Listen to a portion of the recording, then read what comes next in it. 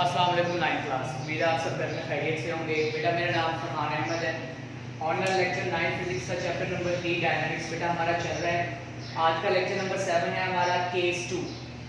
जैसे lecture number 6 में मैंने आपको एक सिचुएशन समझाई थी एटवुड मशीन की, जिसमें दो ब्लॉक्स थे।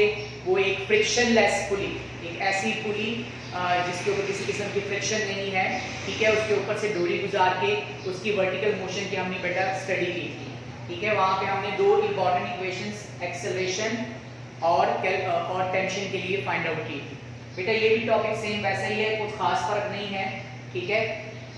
सिर्फ यहाँ पर आपने सिचुएशन समझनी है और डायग्राम को बेटा आपने गौर से देखना है, ठीक है। वीडियो को बार बार देखें ताकि आपको टॉपिक क्लियर और कॉन्सेप्ट्स क्लियर हो जाए। यहाँ पे चलिए टॉपिक स्टार्ट करते हैं। टॉपिक है हमारा horizontal and vertical motion of two bodies, ठीक है, इसे केस 2 कहते हैं। अच्छा, इसमें दरअसल सिचुएशन कैसी है, जरा अगर आप डायग्राम को गौर से देखें। यहाँ डायग्राम आपके पास एक अगर टेबल है, इस टेबल के ऊपर, इस टेबल के एक कॉर्नर पर एक फ्रिक्शनलेस पुली लगा दी गई है, ठीक है, जिसके ऊपर ये पुली है और ये रोटेट कर सकती है। इसके ऊपर से डोरी गुजार दी गई है। अच्छा, टेबल पर एक ब्लॉक रखा गया है, ठीक है, ये आपको ब्लॉक नजर आ रहा है, ब्लॉक बी। इस ब्लॉक को एक डोरी के साथ, एक स्ट्रिंग के साथ अटैच करके इस पुली पर से उस स्ट्रिंग को गुजारा जाता है और यहाँ एक और ब्लॉक लटका दिया जाता है जो है ब्लॉक ए। क्लियर? अच्छा, अब आपको ये डायग्राम क्लियर हो रही है। अच्छा, अब यहाँ पे हमने बेटा ये चीज ज़हन में रखनी है कि ये जो सिस्टम है ये एक आइडियल सिस्टम है, ठीक है, मतलब एक ऐसा निजाम है जिसमें किसी किस्म की रगड़ नहीं है, एक्सटर्नल फोर्स यहाँ पर असरअंदाज नहीं हो रही, सिर्फ इंटरनल सिस्टम की ही फोर्सेस को हम लोगों ने जिक्र करना है। चलिए हम अपना टॉपिक स्टार्ट करते हैं। जरा गौर से देखिए, यहाँ मैंने लिखा है ए ब्लॉक ए मूव्स वर्टिकल।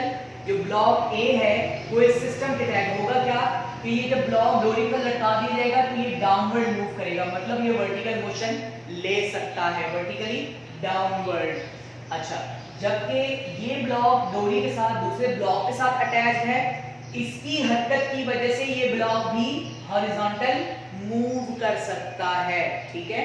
तो ये है सिस्टम आपका बी मूव्स हॉरिजॉन्टल। चलिए अपना टॉपिक स्टार्ट करते हैं। कैलकुलेशन फॉर एक्सेलरेशन मैंने हाफ टॉपिक तकरीबन कर दिया है, इसके बाद आपको मजीद डिटेल इसके साथ साथ आपको भी मैं देता रहूंगा। कैलकुलेशन फॉर एक्सेलरेशन, हमने पहले ब्लॉक ए को कंसीडर करना है, कंसीडर बॉडी ए, ठीक है, ब्लॉक ए या बॉडी ए आप कहें। हमने इसको देखना है सेम वैसे आपने डायग्राम बनानी है। चूंकि ये वर्टिकल डाउनवर्ड मूव कर रहा है, हम यहाँ पर ये कहेंगे कि इस ब्लॉक ए पर दो फोर्सेस बेटा असरअंदाज हो रही है, ठीक है, दो फोर्सेस अंदाज हो रही है। एक है इसका अपना वजन डाउनवर्ड और एक है डोरी में टेंशन। जिस स्ट्रिंग के साथ ये अटैच्ड है उसमें टेंशन जो वेट के अगेंस्ट है, तो ये दो फोर्सेस बेटा असरअंदाज हो रही है। लेकिन ये जो ब्लॉक ए है ये अपने वेट की वजह से डाउनवर्ड मूव करेगा, तो इसका मतलब ये हुआ कि यहाँ W1 जो है, मतलब ब्लॉक ए का वेट W1 जिसका मास M1 है, ठीक है, ये वेट इस टेंशन से ज्यादा है, तभी ये डाउनवर्ड बेटा मूव कर रही है। आपको याद होगा मैंने आपको केस 1 में समझाया था कि बेटा जो फोर्स मैक्सिमम होगी, जिसका रिजल्टेंट ज्यादा होगा, जिसका मैग्नीट्यूड ज्यादा होगा, उसे हमने पॉजिटिव रखना है और जिसका मैग्नीट्यूड कम होगा उसमें से हम लोगों ने इसको सब्ट्रैक्ट करना होता है। मतलब ये हो गया कि टेंशन की कीमत वेट से कम है, टेंशन फोर्स वेट फोर्स से कम है, इसी वजह से ये ऑब्जेक्ट डाउनवर्ड मूव कर रहा है। अगर बेटा ये दोनों बराबर होते, यानी कि W1 जो है वो T के इक्वल अगर होता, तो उस सूरत में ये ब्लॉक स्टिल अपनी जगह पर रहता, मूव ना करता। लेकिन हमने ये देखा है कि ये ब्लॉक डाउनवर्ड मूव कर रहा है, ठीक है। आपने इसके वीडियो और मुख्तलिफ किस्म के एनिमेशन में भी देख लेना है। चलिए आगे स्टार्ट करते हैं। अब हमने क्या करना है, हमने ए पर नेट फोर्स फाइंड आउट करना है। सेम जैसे आपने केस 1 में ब्लॉक ए के लिए इक्वेशन बनाई थी, सेम वैसे ही काम है आपका। 50% काम तकरीबन वैसे ही है जी। Net force on A F1 = W1 - T। T को नेगेटिव क्यों रखा है? क्योंकि उसका मैग्नीट्यूड कम है इसकी डाउनवर्ड मोशन की वजह से। अच्छा F1 m1a के बराबर है। हमने Newton second law of motion में पढ़ा था कि F जो है वो ma के बराबर है। 1 इस वजह से लगा दिया गया है क्योंकि हम ब्लॉक A को जिसका मास m1 है कैलकुलेट कर रहे हैं जी। W की जगह पर W1 की जगह पर m1g माइनस t। अब ये बेटा आपके पास एक इक्वेशन बन चुकी है। चले जी, सेम ये भी जैसे आपने केस 1 में किया था वैसे आपने ये इक्वेशन बनानी है। अब कंसीडर बॉडी भी हमने उस ब्लॉक को डिस्कस करना है जो हॉरिजॉन्टल टेबल पर पड़ा हुआ है, ठीक है। अच्छा यहाँ जरा सिचुएशन डिफरेंट है, ये बहुत इंटरेस्टिंग पॉइंट है, जरा गौर से देखिएगा। देखिए जी, consider body B there are 3 forces acting on B. अब हैरान होंगे कि इस ब्लॉक पर 3 फोर्सेस बेटा असरअंदाज हो रही हैं। कौन कौन सी हैं जी, जरा गौर से देखिए, डायग्राम मैंने बना दिया सामने। एक फोर्स है इसका वेट डाउनवर्ड जो कि हमेशा डाउनवर्ड ही होता है, ठीक है। और इस वेट के अगेंस्ट इस हॉरिजॉन्टल टेबल का रिएक्शनल फोर्स है जिसने इसको ऊपर की तरफ उठा के रखा हुआ है, ठीक है। तो दोनों फोर्सेस बेटा चूंकि बराबर हैं, ये वेट हो गया डाउनवर्ड और ये टेबल का रिएक्शन अपवर्ड। दोनों फोर्सेस चूंकि बराबर हैं, ठीक है, इक्वल इन मैग्नीट्यूड है, ऑपोजिट इन डायरेक्शन है, इस वजह से आगे इसका जिक्र आएगा कि एक दूसरे को कैंसिल कर रही है। दो फोर्सेस ही होगी, वेट डाउनवर्ड एक्शन और टेबल का रिएक्शनल फोर्स। रद्द-ए-अमल के तौर पर जो टेबल ने इसको ऊपर उठा के रखा हुआ होता है, जैसा बेटा हम लोगों ने Newton third law of motion में भी पढ़ा था। अच्छा, दो फोर्सेस ही होगी। तीसरी फोर्स कौन सी है? ये जो ब्लॉक है ये धागे के साथ, एक स्ट्रिंग के साथ, डोरी के साथ अटैच है बेटा। उस डोरी में भी तनाव पैदा हो रहा है, एक स्ट्रेसेस उसके अंदर क्रिएट हो रही है, टेंशन क्रिएट हो रही है, तो वो टेंशन भी एक फोर्स है। तो 3 फोर्सेस हो गई बेटा इस हॉरिजॉन्टल टेबल पर जी। इसका जिक्र किया गया है। Number 1, tension in the string causes horizontal motion on table। ये फोर्स, ये टेंशनल फोर्स जो कि इस ब्लॉक में हॉरिजॉन्टल मोशन का बाइस बनती है। दूसरी फोर्स कौन सी है? Weight of the block W downward, इसका ब्लॉक W2 डाउनवर्ड, ठीक है। और तीसरी force reaction force of the table R upward. Clear हो गया जी? चलिए जी, हम आगे स्टार्ट करते हैं। As there is no vertical motion in block B, hence weight W2 and reaction are cancelling each other। अब इसका मतलब क्या हुआ? देखिए जी, सिंपल सी बात है कि अगर आप एक टेबल पर एक ब्लॉक को या एक ब्रिक को पड़ा हुआ देखते हैं, ठीक है, तो जब वो ब्रिक ऊपर मौजूद है तो आपकी ऑब्जर्वेशन ये है कि ब्रिक का, उस ईंट का वजन डाउनवर्ड है एज एन एक्शन, वेट उसका जो वेट है डाउनवर्ड एज एन एक्शन, और टेबल ने उसको उठा के रखा हुआ है, उसको लिफ्ट करके रखा हुआ है एज ए रिएक्शनल फोर्स। तो अगर दोनों फोर्सेस बराबर हैं, ठीक है, दोनों फोर्सेस जब बेटा बराबर होंगी, ऑपोजिट डायरेक्शन में होंगी, तो वो दोनों फोर्स एक दूसरे को कैंसिल करेंगी। मतलब ये W2 और R दोनों बराबर है। मतलब मैं यहां लिख देता हूं R2 equals to W, sorry, R equals to W2, ठीक है। W2 is the weight of the block B, reaction R। तो ये दोनों एक दूसरे के इक्वल होने की वजह से एक दूसरे को कैंसिल करते हैं। अब हम आगे चलेंगे।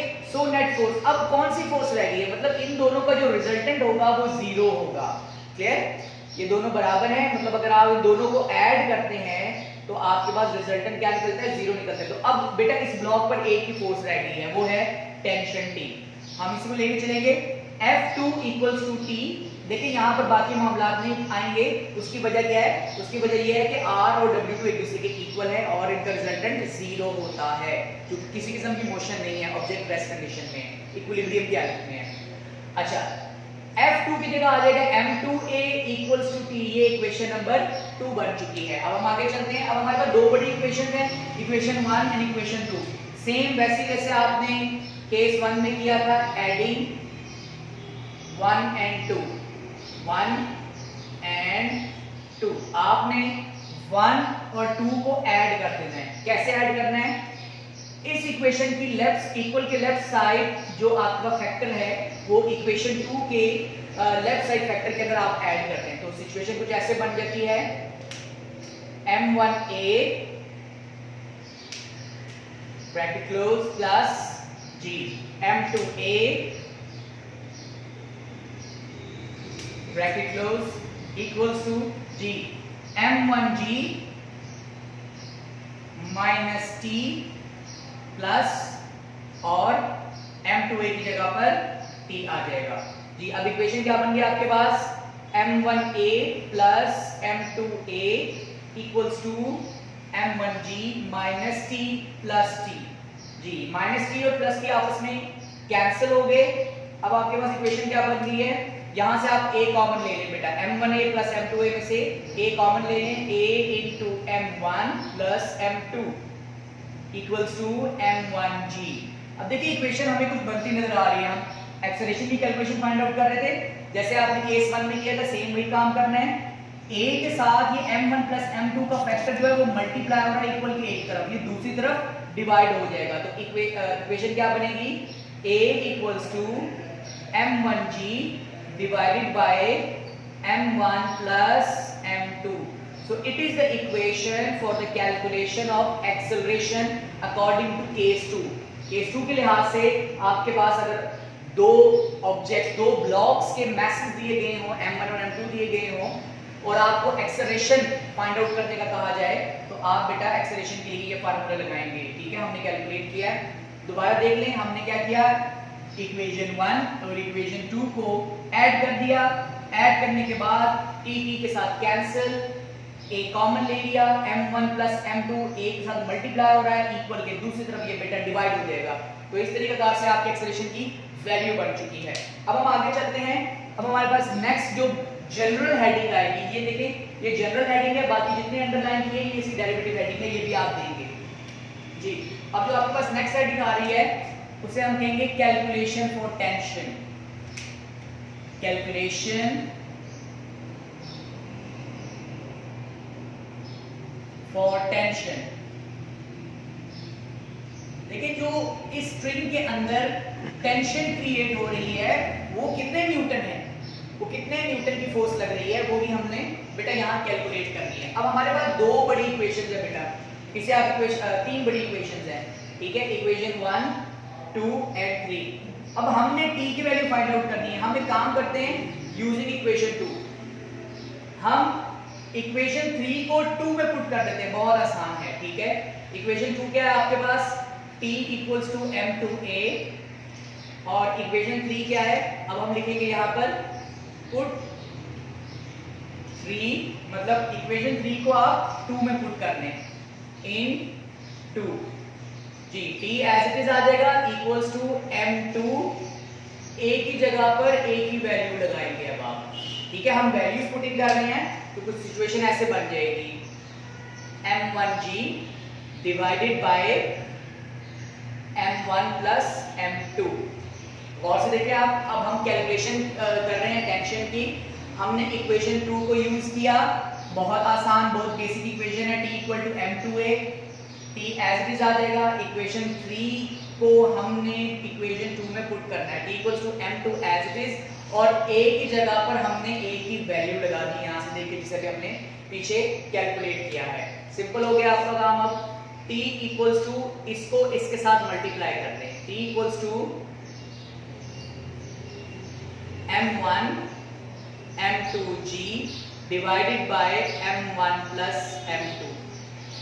बहुत आसान है बेटा ये, फर्स्ट केस के लिहाज से, केस 1 के लिहाज से ये बहुत इजी है। ठीक है, इसमें कोई एलसीएम वाला मामला नहीं है, बहुत इजी काम है आपका, और ये बेटा बहुत इंपॉर्टेंट भी है। ठीक है जी, आपने वीडियो को बार बार देखना है, आपने डायग्राम की प्रैक्टिस भी करनी है।